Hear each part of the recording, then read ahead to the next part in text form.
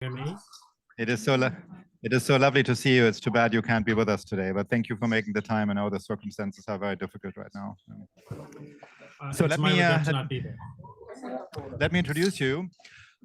So welcome everybody. My name is Matthias Risse. I'm the director of the Carr Center for Human Rights Policy. Some of you have heard me say that earlier today because quite a number of people in this room are here for an event on global anti-blackness that we are hosting today that is now moving. We had basically a private conversation for much of the day. This is the beginning of the public part. We have a bunch of panels tomorrow also as part of the public part. So this will then also tomorrow be a mix between the group who was here for that event and other people who are now joining us for this keynote address, and then tomorrow hopefully the panels.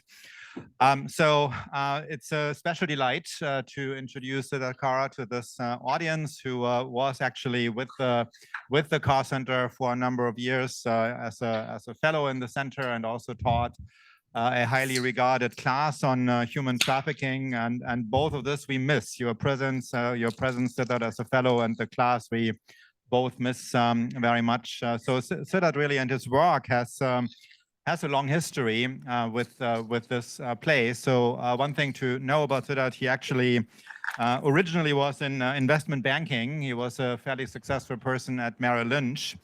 And at some point, after a few years of doing that, realized that that is not really what he wanted to do. So he had a calling for doing something else, namely for putting the global interest in human trafficking into on a new kind of plane. And so that's what he did, and that's how he ended up at the Carr Center as a fellow. And I distinctly remember a lunch that we had in a now defunct Japanese restaurant across the street named Takamura, where he explained to me the big battle plan about what was going to happen. And this was a time when his first book, that tells you also how long ago this was, his first book, Sex Trafficking Inside the Business Model of Modern Slavery, that came out in 2009, that I think was about to come out, or had just appeared. And the big battle plan was that he already had mapped out in his mind that there would be 2 follow-up books. And if you are like me, you are in academia for a long time, you often hear that people have these big plans about writing books, and you always take them seriously, these plans, right? But then it's also always a fantastic surprise if people actually do it. And in Siddharth's case, so in 2012, he published Bonded Labor, Tackling the System of Slavery in South Asia. And in 2017, he published Modern Slavery, A Global Perspective. So he carried out that plan, and then he just kept going. So in between, there was a movie being produced, and now the book that he will be talking to us about today is Cobalt Red, which is a slight shift of perspective, but still very much the same kind of work that he's doing, and the same, let's say, the same method. So one key of Siddharth's method is he actually goes places, and he watches things, he observes things. He doesn't just collect data, reports from other people from the web. He actually goes places. He goes to the places where dangerous things happen. So he has put his own life and health at risk many times to produce these amazing books that he has produced. But the results are very tangible. So Siddharth really has succeeded at this project of creating a level of attention to human trafficking that wasn't there before. Obviously, there's been other contributions to that. It's become, other people have contributed to that too, but Siddharth has become a very central figure and has played a major role in making that happen, and really also at considerable personal risk. I just want one thing before turning this over to you, Siddharth. And there's going to be, we're going to have a couple of people here who are here with translators. So if you hear people kind of chatting, then this is not, they're not disrespectful, that's just being translated here. I'm in awe of this particular translator because I've been doing this all day long. This is really quite amazing. So just so that you know, there's this there's this background chatter, but without further ado, then, so I'm really delighted that you're here, that we at least have you visually at the Kennedy School. So please give a round of applause to Siddharth Kara to welcome him back. Oh my goodness, thank you so much. Can everyone hear me okay? Just wave a hand so I know you can hear me. Okay, wonderful. Matthias, Professor Risse, thank you for that very gracious introduction. I am so sorry I'm not there in person. I have been looking forward to being back at Kennedy School for the first time in many years.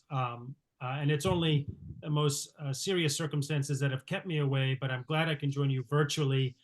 You know, Professor Rissa, the Carr Center is very close to my heart and played an enormous role in my professional development and trajectory. Professor Rissa in particular and the then executive director, Charlie Clements, were two of the only people who at the time who really believed in me and put faith in me and my work and the importance of it. And that meant all the difference and played a very important role in the work that I did in the many years since the sushi lunches. And we had a few, Matthias. I remember them very fondly, and I'm so sad that restaurant is not there.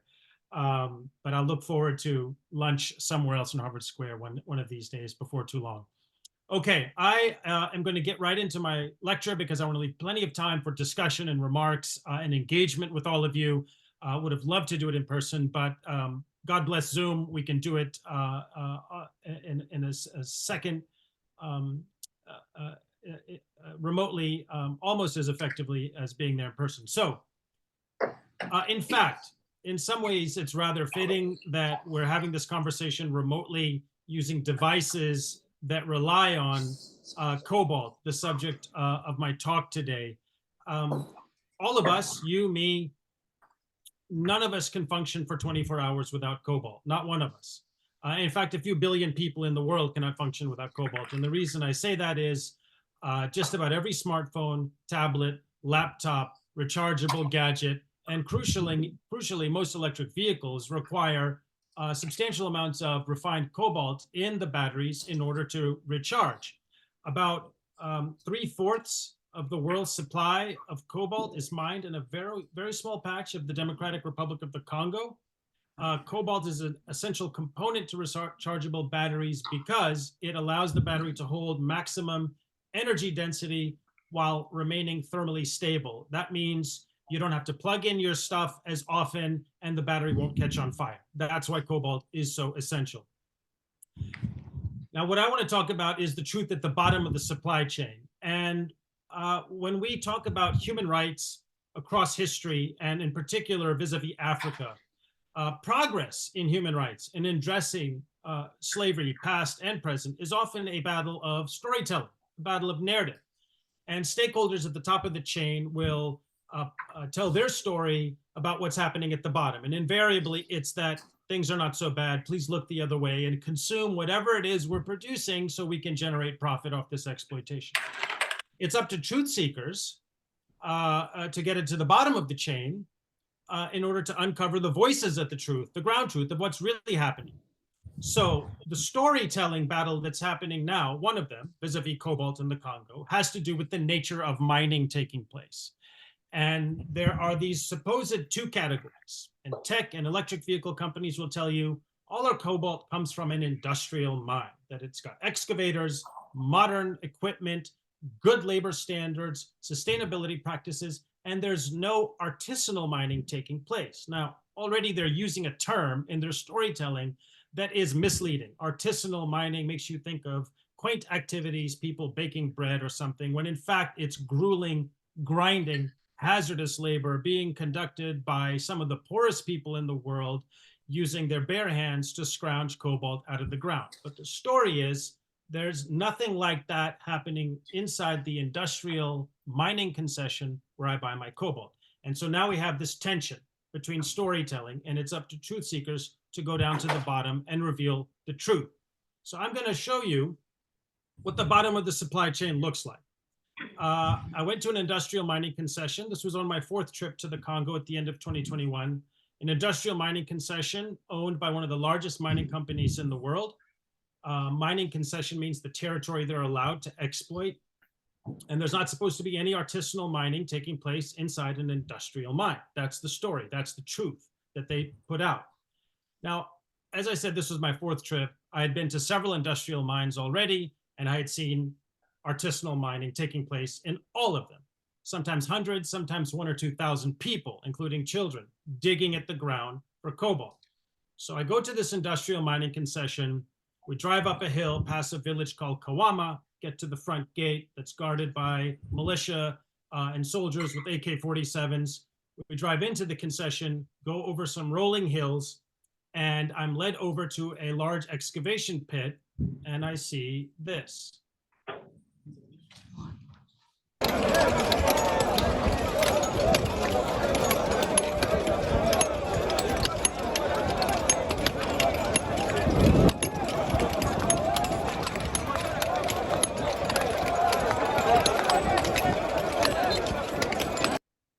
So as you can see, there are thousands of people inside this industrial mine. In fact, all the production taking place was through this artisanal technique, so-called artisanal mining. There were about 10,000 people inside this enormous pit using mallets and rebar to chisel away at this mountain of cobalt-bearing rock down into pebble size. And you can see the train of people walking with 40-kilogram sacks on their shoulders out of this pit, up along the wall, towards the front of the pit.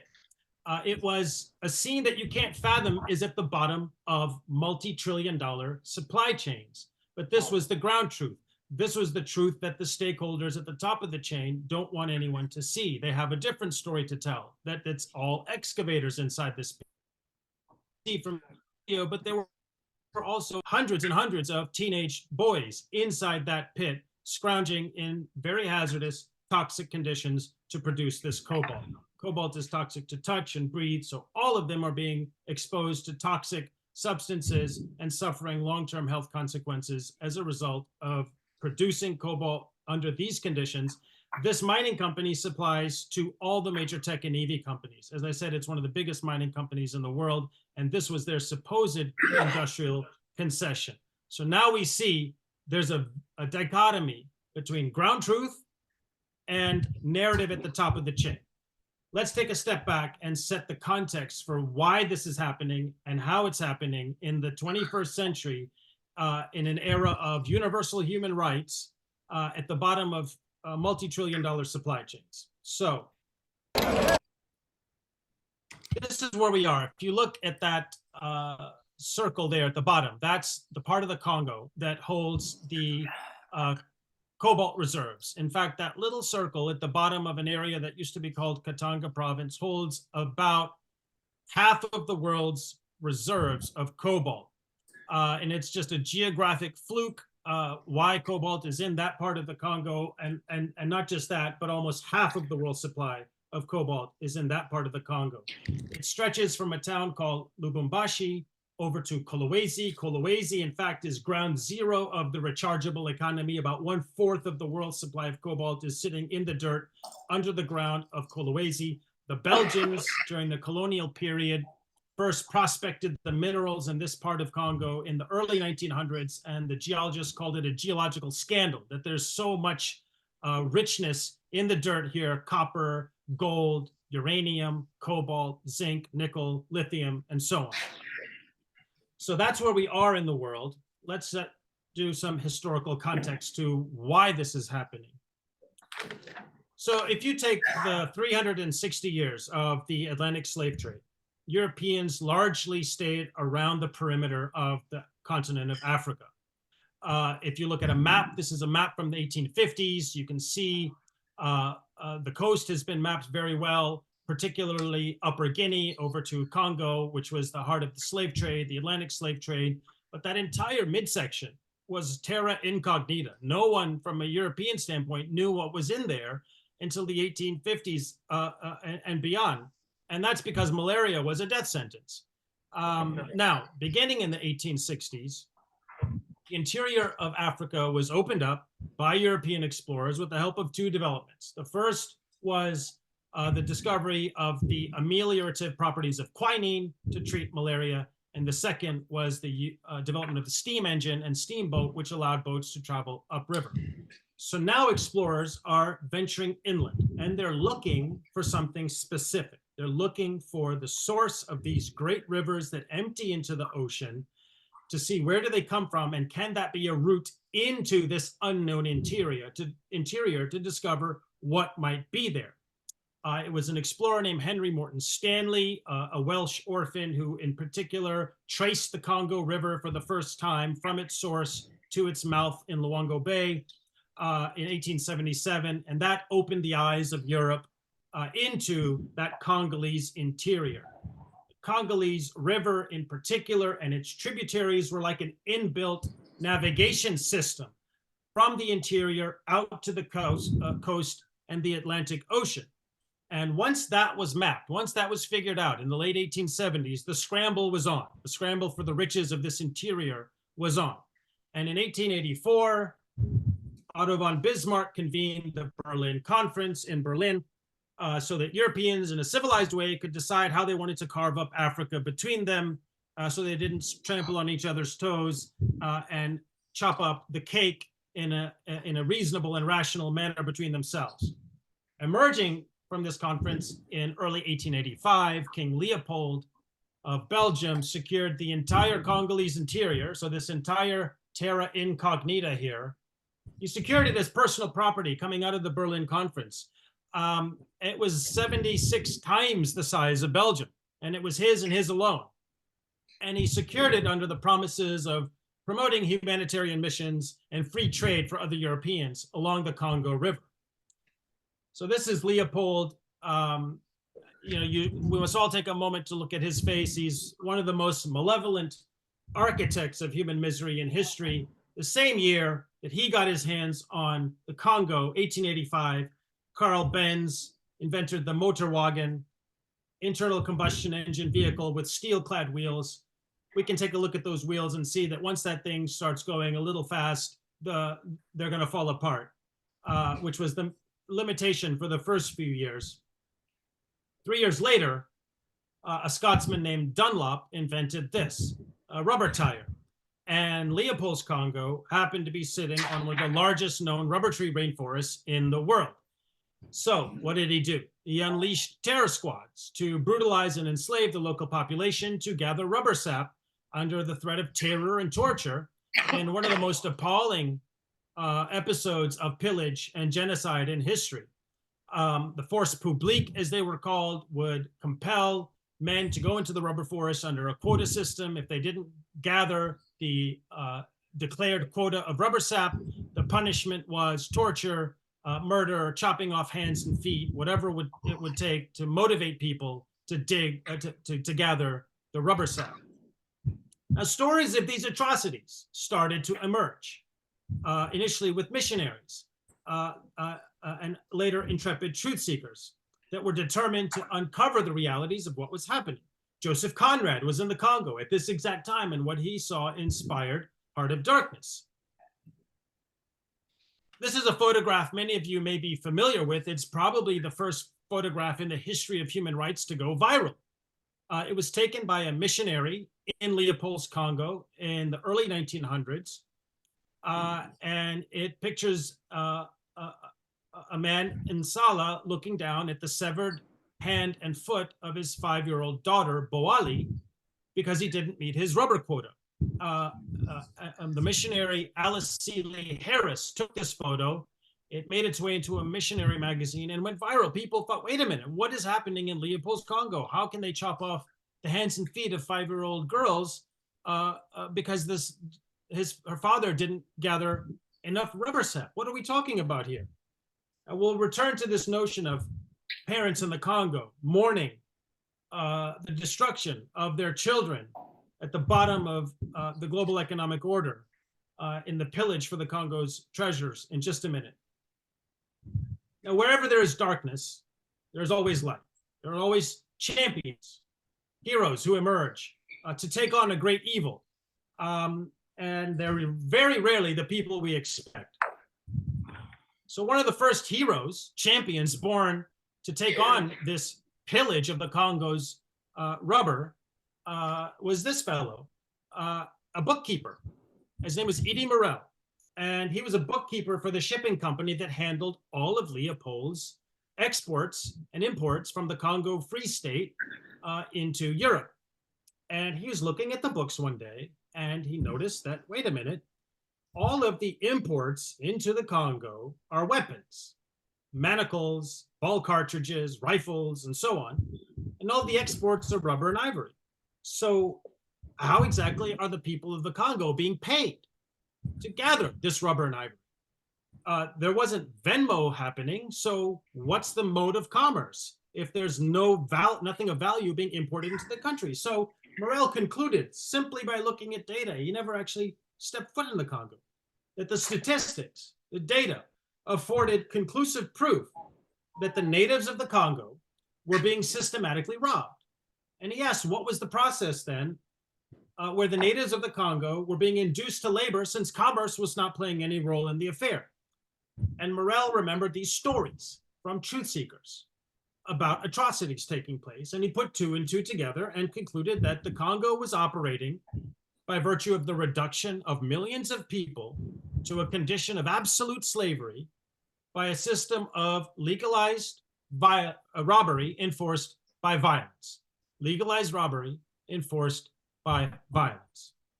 And that is exactly what's happening again today. So much time has passed, yet so little has changed.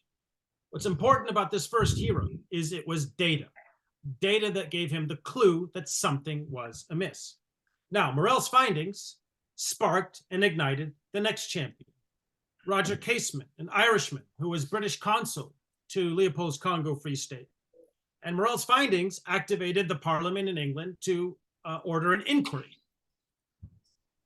Casement spent 100 days conducting a ground investigation. He went up into the Upper Congo, interviewing Congolese people and listening to their voices. And they told him what was happening to them.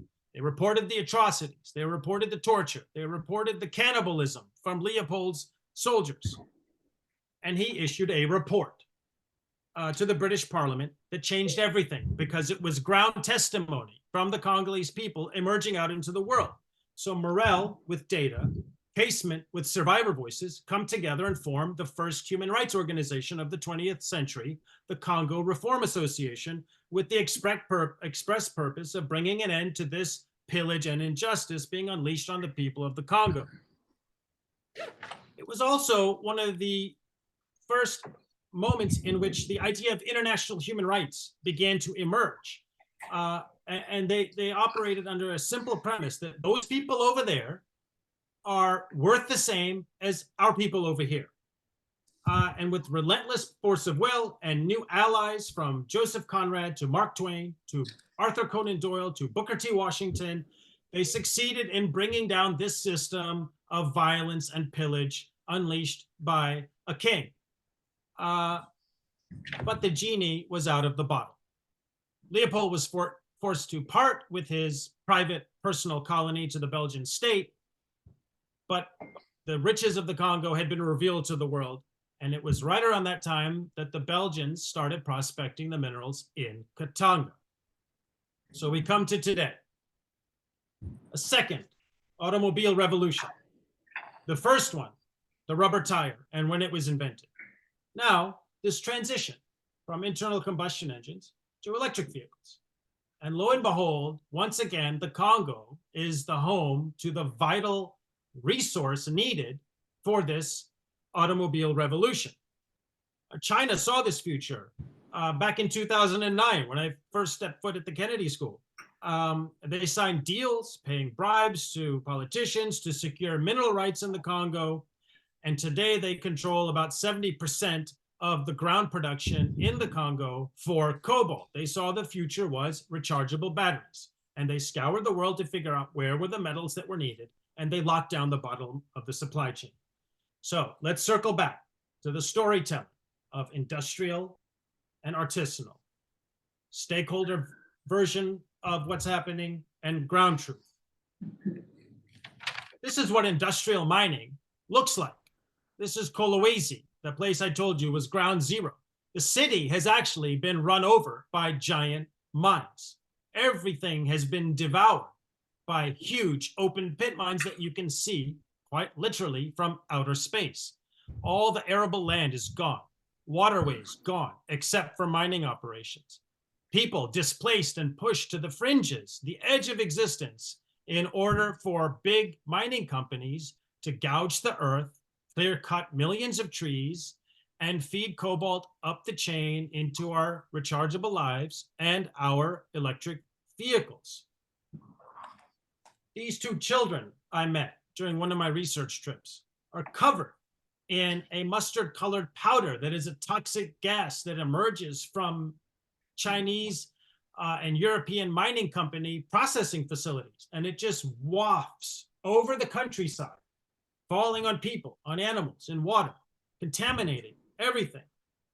Now, you've already seen evidence that this supposed dichotomy between industrial and artisanal is a fiction. And it's a fiction that's meant to perpetuate the idea that our supply chain is clean. We're not participating in human rights and environmental abuses like that and that.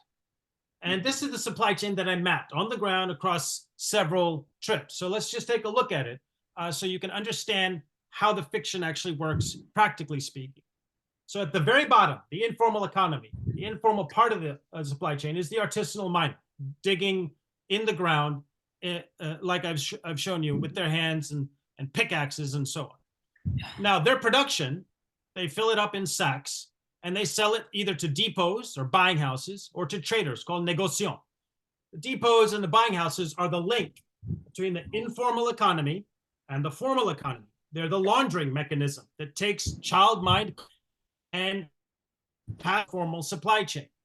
So they buy that cobalt from the artisanal miner for the equivalent of an income of $1 a day, maybe $2 a day, for 12 hours of grueling, hazardous labor.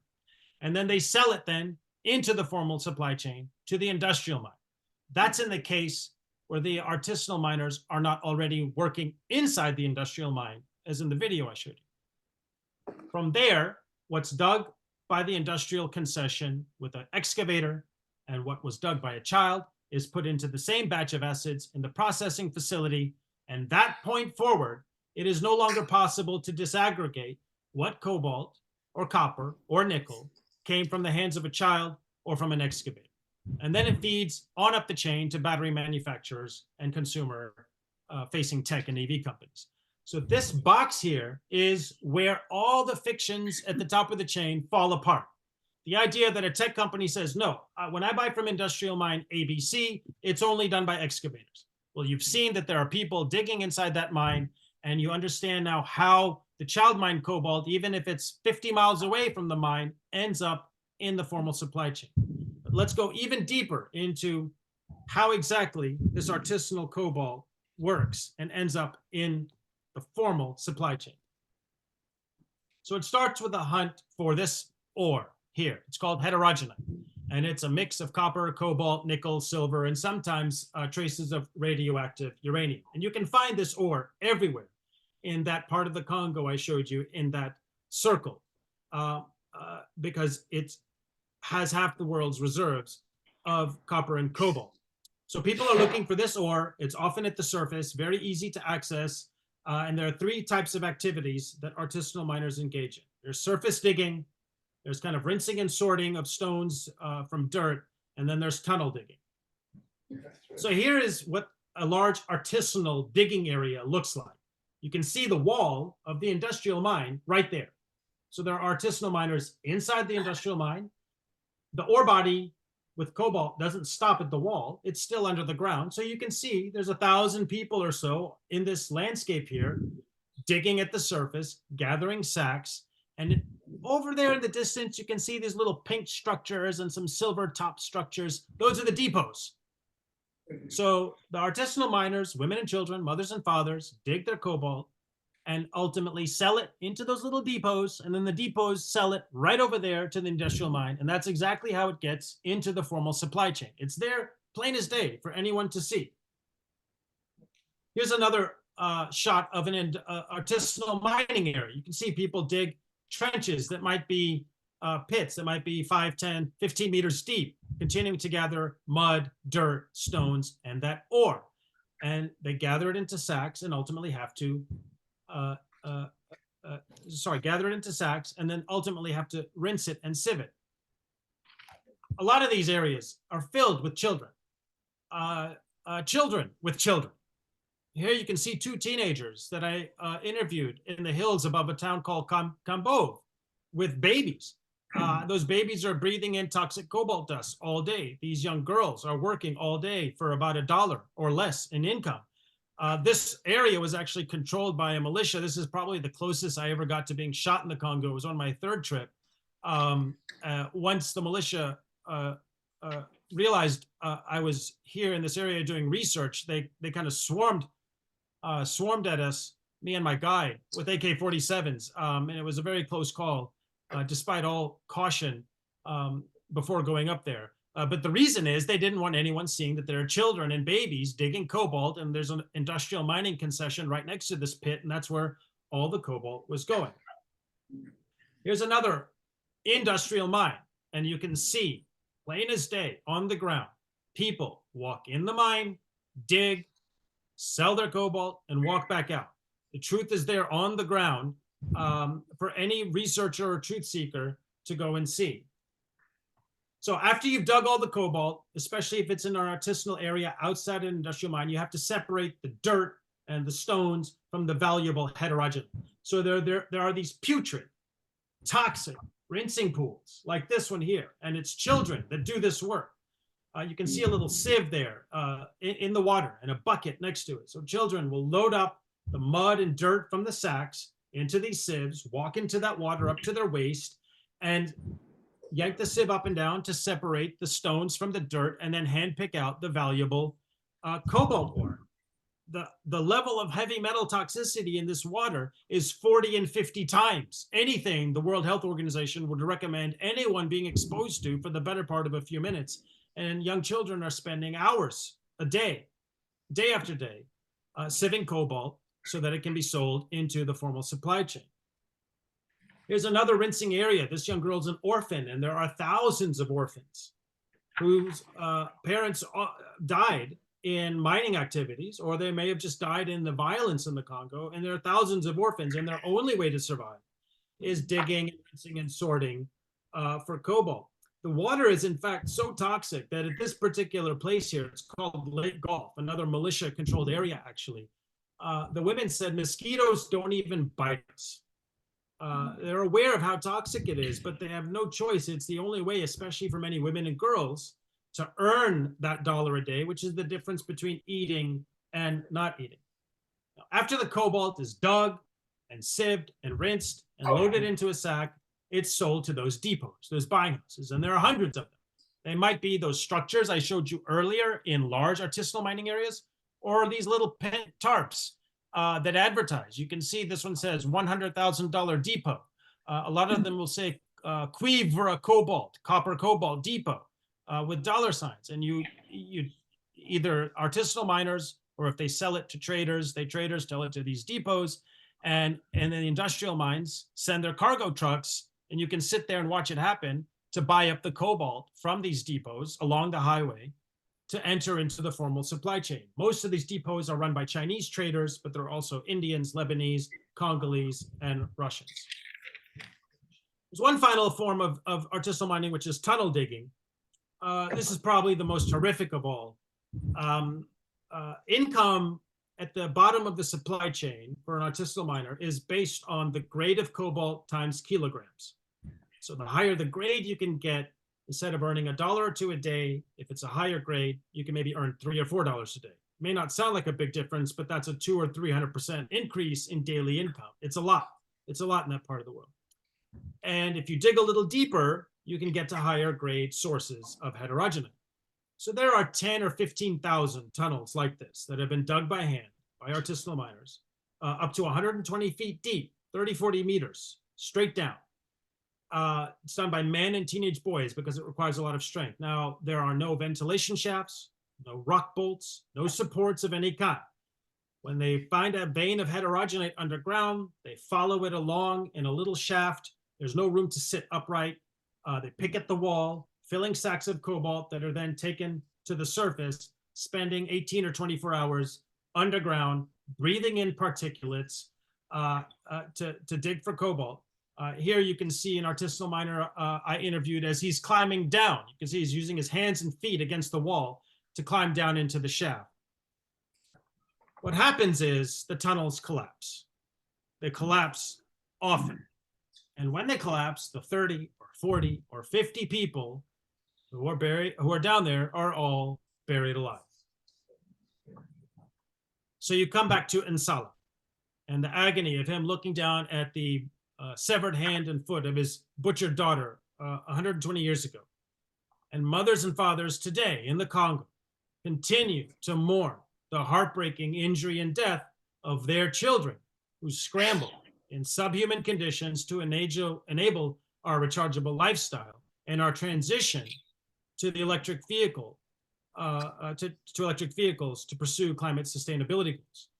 A father named Shite told me how his son Lubo was buried alive at a mine called Tulizembe, which is a death trap of child mining for cobalt. A mother and wife named Jolie, living in Kolwezi, told me that her husband, Crispin and Prospe, had been buried alive in a tunnel collapse. Now, the entrance in the tunnel collapse is in a neighborhood called Kasulo, and it's just a few meters from her hut. And she has the agony of having to walk over their tormented final burial place every day where they were buried alive. And then there was a mother named Bissette, and Bissette had endured so much loss and grief that her hair had almost completely fallen out. And her face was locked in this perpetual expression of permanent torment. And she told me about her son, Raphael, who was buried alive at a mine called Mashamba East. And her nephew was also buried alive at a mine called Kamilombe. And she cried out after the interview and said, "Our children are dying like dogs." So this is the new Congo horror. Although the body count may not be the same as Leopold's time, which was in the millions then, the fact that this manner of disregard for the humanity of African people is taking place at the bottom of a supply chain that's generating more profit and touching more lives than at any point in history. That is an injustice, and it's utterly unacceptable. Very little has changed for many people in the Congo since colonial times, except the calendar. But darkness will always give light and give birth to new champions, and those champions are out there. The world is learning of this new Congo horror. The voices of the Congolese people are now spreading around the world, and as they do, the new Morel, driven by data, the new Casement, driven by survivor voices, and the new Harris, driven by the power of visual imagery, will be summoned to this cause of bringing an end to this horrible injustice, that our rechargeable economy and our green transition cannot be built on scenes such as this. I will stop there and be very happy to answer any questions.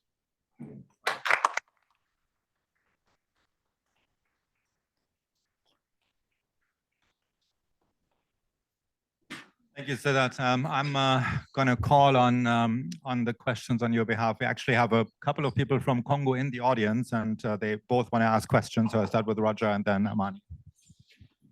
Hello, Siddharth. This is Roger. Okay, Siddharth, I have a question. Thank you for the summary. But I have only one single question. I think you and I, we discussed that in the past. My question is this. Do you think that the situation of child mining labor in Congo would have been resolved a long time ago if, for instance, it was happening in the Western world?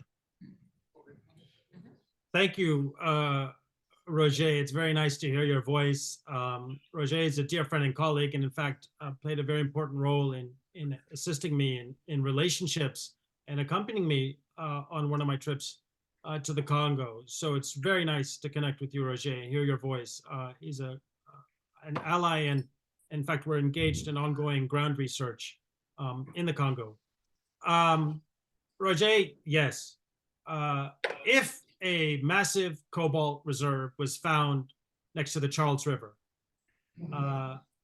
that mining would be done in a sustainable, dignified, decent way, without destroying the environment, without chopping down millions of trees, and certainly no one would be sending the children of Cambridge to go and dig and scrounge in toxic pits and tunnels in order to enable the profits of tech and EV companies and our rechargeable, gadget-driven lifestyle and this green transition to electric vehicles. No, of course not. Of course not. And that's the point, that it's those people over there. They don't count. They didn't count. They've never counted the same as our people over here. They're out of sight, out of mind, but when the loot is under their feet, then we either enslave them or shove them aside and pirate their resources. And that's the tragedy is that's the same story going back centuries. And it's obscured by these stakeholder fictions that no, this industrial mine, this one you're looking at right now, it's only excavators. It's been audited. We uphold human rights standards. We maintain dignity in our supply chain. We have a zero tolerance policy on child labor and forced labor. You hear all these things in public disclosures from Apple and Tesla and Google and all the rest of them, Samsung and so on. And yet this is the bottom of the chain. And so that's why it's so important for truth seekers to get on the ground, bring the voices, bring the truth out into the world, as you have done, Roger, and as many other researchers have done and continue to do, and to be that connective tissue between the Congolese people and a world out there that cares. Everyone in this room cares. It's the stakeholders that don't care enough about the people in Africa to actually ensure that scenes like this aren't taking place. So of course, it's directly a consequence of the fact that the loot is in Africa, under the feet of African people, that we're even having this conversation. If it was in Cupertino or Cambridge or London or New York or anywhere else, none of this would be happening. Handing the mic to Amani, who is actually a scholar at risk here at the Carr Center from the DRC and has been involved in activities against mining back home. Thank you very much, Siddharth, for your amazing work about Cobalt Red. My question is, why only cobalt and not the three T's, tin, tungsten, tantalum, and gold, while they are also being used and pillaged in the Congo to power the tech economy of the world? And number two, I want to know what's your take about the recent MOU between the European Union a month ago with Rwanda, and the MOU is about green supply raw materials on the supply chain. So I want to know what's your take about that, while it was signed in the middle of a crisis, a hidden history of genocide right now as we are speaking. Thank you. Yes, thank you. It's a very an honor to meet you virtually, and I hope we have a chance to do it in person one day. So to answer your first question, and for those of you who are not familiar, what our colleague is talking about is another set of electronic component minerals called 3TG, tin, tungsten, tantalum, and gold, that are required in microprocessors and that are in an abundant supply in Eastern Congo, which since the Rwandan genocide has been mired in enormous conflict and violence. And you're absolutely right. This goes back at least 2 decades, 2.5 decades, if not more. The mining of these metals into the formal supply chain for microprocessors is another enormous human rights tragedy. I couldn't do everything at once. I focused on cobalt in no small part because it's linked very much to this EV transition and our rechargeable lifestyle. And it's so concentrated in Congo. Although Congo has enormous reserves of gold and tin and tantalum, you can find these things in other places as well, but you cannot find cobalt almost anywhere else. It's all Congo. And so that concentration made it a very powerful story to tell, to then highlight the broader pillage of resources, not the least of which is diamonds, gold, tin, tantalum. But for those of you interested, Eastern Congo, the Kivus, is sitting on another set of very important minerals that are being mined in violent conditions ever since the Rwandan genocide. And it also requires research to bring truth out into the world. Now, this MOU is very interesting because let's take a minute and think about this. So the European Union signs an MOU with Rwanda about battery component metals, tin, tungsten, and tantalum, gold. Rwanda has no reserves of any of these metals. So how does the European Union sign an MOU for a supply of metals that it doesn't have? Well, it's because their militias are across Lake Tanganyika in Congo, compelling through violence the native population to dig it out, and then they launder it through Rwanda into the formal supply chain. So how does the European Union sign an MOU for metals they know Rwanda doesn't have? They know how they're getting them, but they look the other way. Why? Because they need it. They need it to pursue the policy mandates around this transition to electric vehicles and rechargeable batteries. And they don't have their own supply. They can't be bothered to ensure the mining is done in a decent, dignified way. So they look the other way and sign deals, knowing that the pillage is coming at the cost and being paid, the price is being paid by the people in the Congo. And it's the same with rubber. It's the same with ivory. It's the same with all the things Congo has and Africa has. When the global north wants it and needs it, it doesn't matter under what conditions it's being mined. They'll pay lip service to human rights. But these are strategic, vital components to the rechargeable world, the rechargeable lifestyle, the companies that dominate the global north.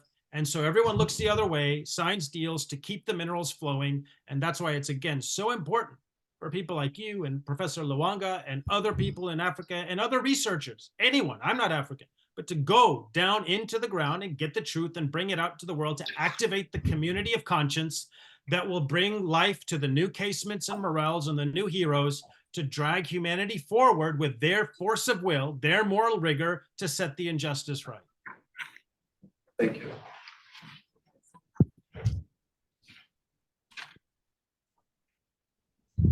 Hi. First of all, thank you so much for doing this work. This is absolutely critical. It breaks my heart that this is one of the most underreported stories in the world. Not only the mining, but as you mentioned, the war that's been taking place in Eastern Congo and in Rwanda, going on over a decade now, and that needs to be exposed. And so, really want to thank you for that. That said, I want to push back on Morel being designated as a hero. He certainly played a critical role in exposing King Leopold and 8 million people who were killed during that reign. But it's also important to note what happened after that time and after World War I in particular. Germany was occupied coming out of the Treaty of Versailles. And the French played a critical role in that. And part of what the French did was to send Black troops to Germany. That initiated a panic, a white panic in Germany, and including the nascent National Socialist Party that targeted these troops and called them the Black Shame and the Black Horror. One of the key people who helped to spread that was Morel. In addition to that broader kind of categorization, there were many stories about rapes and assaults, most of which turned out to not be true. But Morel was not only a key person in that, but he was really central in spreading that. So certainly what he did prior to World War I in the Congo was important, but it's important to look at the entire arc of his life, where he actually played, in my estimation, a horrific role in that time. Oh, thank you. That's fair, fair pushback, fair critique, absolutely. And no, I take your point. For me, Morel, the heroism has to do with Congo and Leopold and that chapter, and that doesn't excuse anything that came after that. But I like to look at him from a standpoint of how he charged that movement forward, kept it alive, devoted so much of his energy to it, and particularly the use of data. And so Matthias talked about my very, very long ago background as a banker, and so there's a bit of a data junkie in me, and so I revere his use of data to find a hidden human rights atrocity. So fair enough. He has many flaws. I think, though, his contribution to bringing down Leopold's genocide in conjunction with Casement and the Congo Reform Association was an enormous one, and for me is worthy of being noted as a hero to bring light, particularly through the use of data, to what was happening in the Congo. Hi, sir. Thank you so very much. My name is Mimi Nzuzi. I'm Congolese. I'm reading for a master's in public administration here at the Kennedy School. I was born in Lubumbashi, so just minutes away from all these mines. And thank you so very much for bringing this to light. But my question is just a bit more concrete. I'm curious to know as to what will a legal framework that can regulate the cobalt supply look like? I myself was thinking about something like the Kimberley Agreement, but then the question becomes like, what platform do we use to negotiate that, right? Do we use the UN? Do we use the African Union? Like, what are we looking at? So thank you so very much. And the other thing is to negotiate this kind of agreement, you will need allies. Do you have any ideas as to who can be the best ally for DRC? Thank you so very much.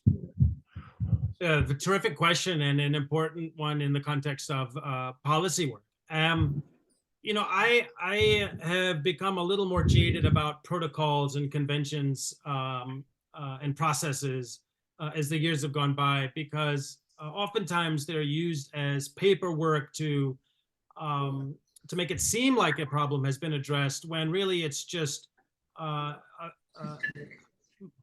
leading people to look the other way. Already with cobalt, there's a few initiatives and coalitions talking about clean cobalt and fair cobalt, and actually nothing is really happening on the ground of consequence. They erect these ideas and these coalitions and initiatives to make it seem like the problem is being solved, so that we just keep consuming. So we upgrade our phone again every year, and we upgrade our laptop, or we go buy an electric car, and we look the other way. That said, there has to be a framework, of course. I think it has to come from within Congo initially. I know that's a very tall order, but I think strengthening civil society in Congo, forging allies with INGOs and NGOs outside of Congo, but ultimately the solution has to emerge from the Congolese people, which means they need voice, they need a safe space to speak, they need to be able to articulate to the world what they think the solutions are, and then assistance in implementing them, and an independent mode of auditing and monitoring. It can't be within industry, because then you're asking the bank robber to assure you that the money's been put back. It has to be independently done through Congolese civil society, with assistance from foreign NGOs, perhaps, with support and capacity, some framework of third-party auditing of a certain set of minimum standards of labor, human rights, sustainable mining practices, reinvestment in the community.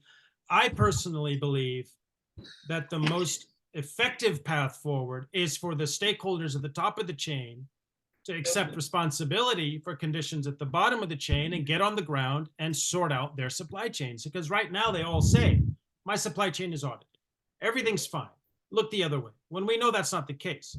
So they're not accepting responsibility, and they need to be on the ground accepting responsibility. Now, if they wanted to treat the Congolese people with respect and dignity, they would have done so by now. So they have to be forced to. And that's the importance of ground truth, spreading awareness, bringing Congolese voices and African voices out into the world, because people like us, everyday citizens, I think they do care. We've all been made, and I can say this now speaking, having done probably 300 or 400 lectures and interviews since Cobalt Red came out. People are shocked when they find out what's happening on the ground every time they plug in their phone. And they realize they've been made unwitting participants in this invasion of the human rights of the Congolese people, and that relationship has been forced on them. And so there's an agitation to be involved in finding a solution. I think it has to emerge from within Congo about what the solutions should be, and then assistance provided to implement it. And then in terms of process, some independent third-party mode of monitoring and auditing these supply chains outside of industry. So I know you have a fairly hard stop. Do you have time for one more question, or should we let you go at this? No, one more, of course. One, okay, then Portia has the last question. Thank you. Thank you so much.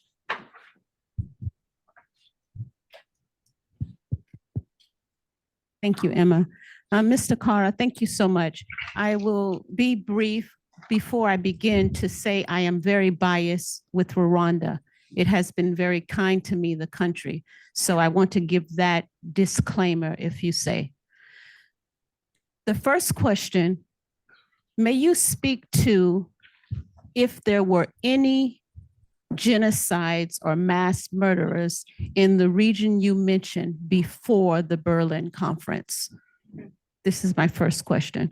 The second question, in your pictures of proposed human rights defenders then, I think you started with the accountant.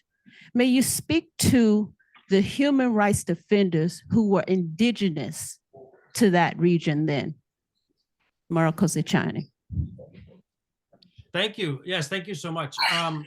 Yeah, listen, the entire Atlantic slave trade was a genocide. I mean, and that predates the Berlin Conference.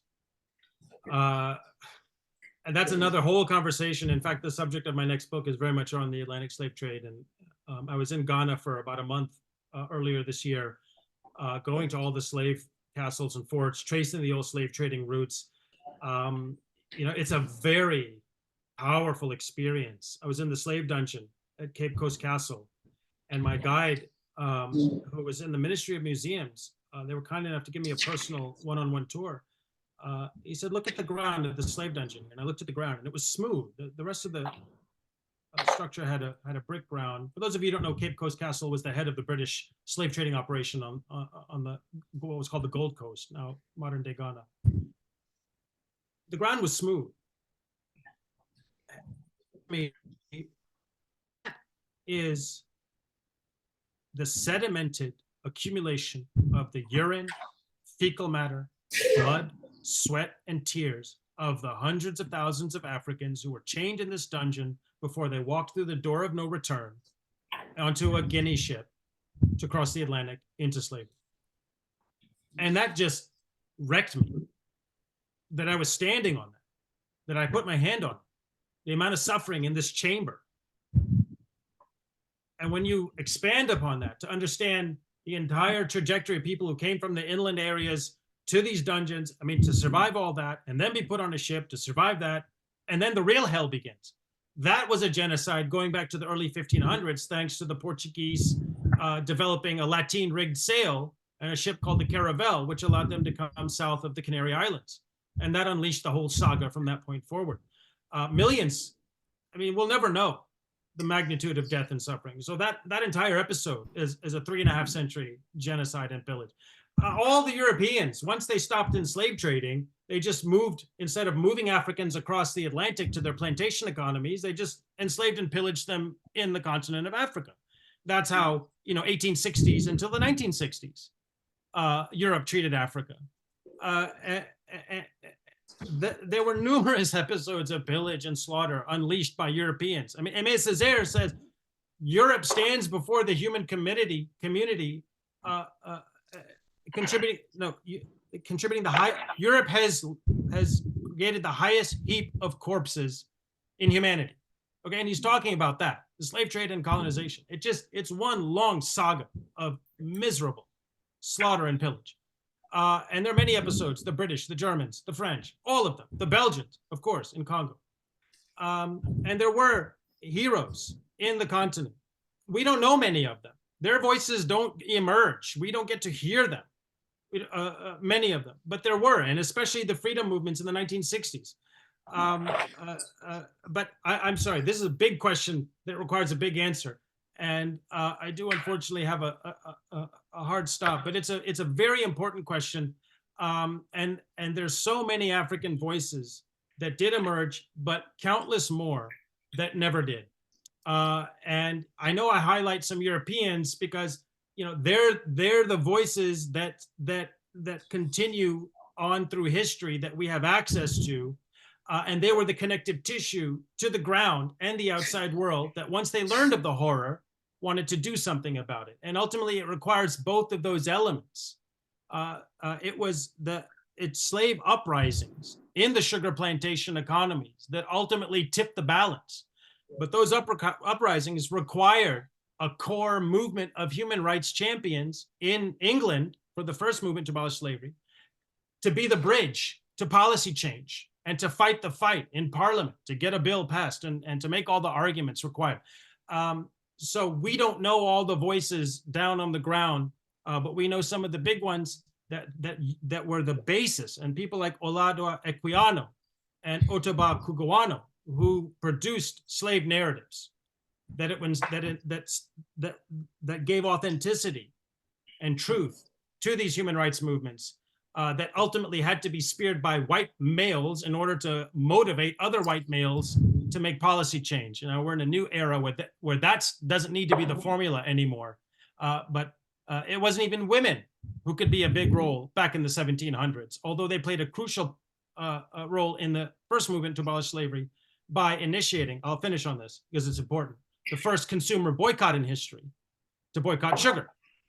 They couldn't vote. No one cared about their voices all that much, but they could stop using sugar at home. And that hurt. That hurt all the plantation owners in parliament, and they started paying attention. So consumer boycotts may be another part of the solution to what's happening in the Congo, but that's a big policy discussion for another day, hopefully when I'm with you in person. Thank you so much for taking the time. Even more importantly, thank you for doing this work, and I'm glad to hear that you keep. It was a good day for the world when you decided to leave Merrill Lynch. So thank you for leaving Merrill Lynch. Give him another round of applause. Good to see you. Thank you. Bye, everyone.